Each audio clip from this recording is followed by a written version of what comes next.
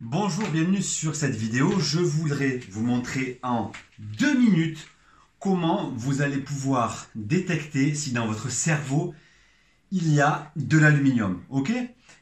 Vous savez que l'aluminium a un très fort impact au niveau du cerveau, qu'il peut gêner les rythmes de la reproduction, qu'il peut entraîner des difficultés, notamment pour le sommeil, et il peut aussi contribuer à l'installation de pathologies dégénératives, Parkinson, Alzheimer. Donc en fait, la majorité des personnes devraient être capables de déceler si on a de l'aluminium au niveau du cerveau et de pouvoir l'éliminer facilement.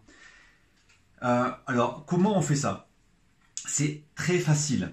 Ici, vous avez ce qu'on appelle un synchromètre. C'est un appareil de détection de biorésonance, le plus simple et le plus puissant que je connais.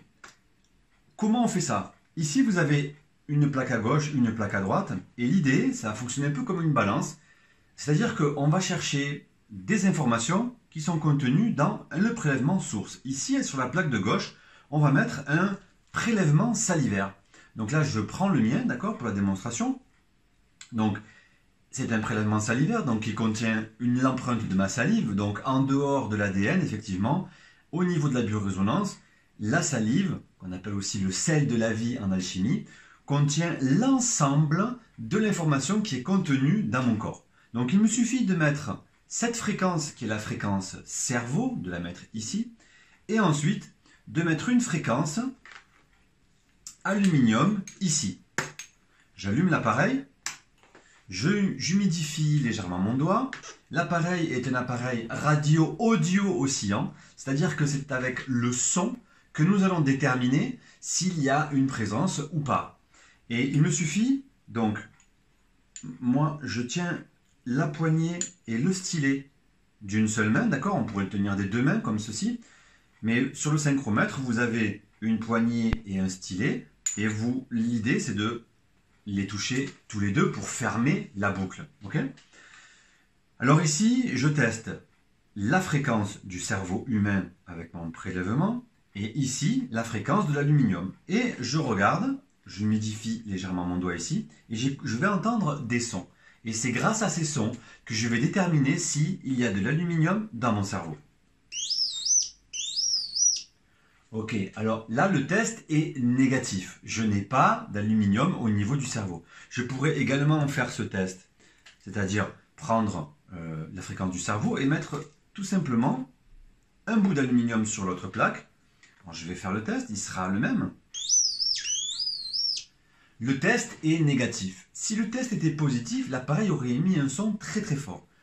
Pour la démonstration, j'ai regardé au préalable, je sais que au niveau du cerveau, je suis gêné par des PCB, qui est un polluant. Donc, on teste PCB.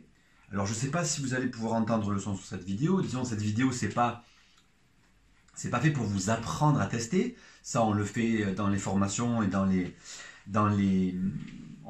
Aujourd'hui, j'ai formé plus de 80 élèves. Donc, ici, on va tester la fréquence des PCB. Dans mon cerveau, est-ce qu'il y a présence ou pas? Là, l'appareil émet un son beaucoup plus aigu au niveau du troisième temps. Donc, ça fait partie de tout un apprentissage au niveau du test. Mais c'est comme ça qu'en moins de 2 minutes, je peux identifier qu'est-ce qui est gênant pour le fonctionnement de mon cerveau. Et je peux définir que dans mon cerveau, il y a des PCB. D'accord?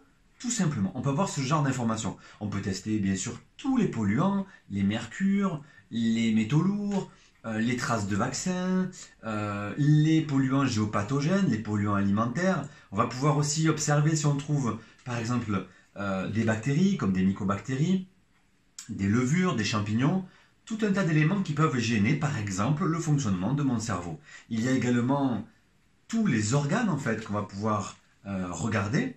Donc, dans cette vidéo, l'objectif ici, c'est vous montrer la simplicité de ce type d'appareil, et vous avez vu qu'en 2 minutes, au niveau de la biorésonance, je peux avoir une réponse précise. Est-ce que j'ai de l'aluminium dans mon cerveau? Oui ou non? Et qu'est-ce qui gêne réellement le fonctionnement de mon cerveau? Ben là, on voit que c'est le PCB. Merci, à bientôt.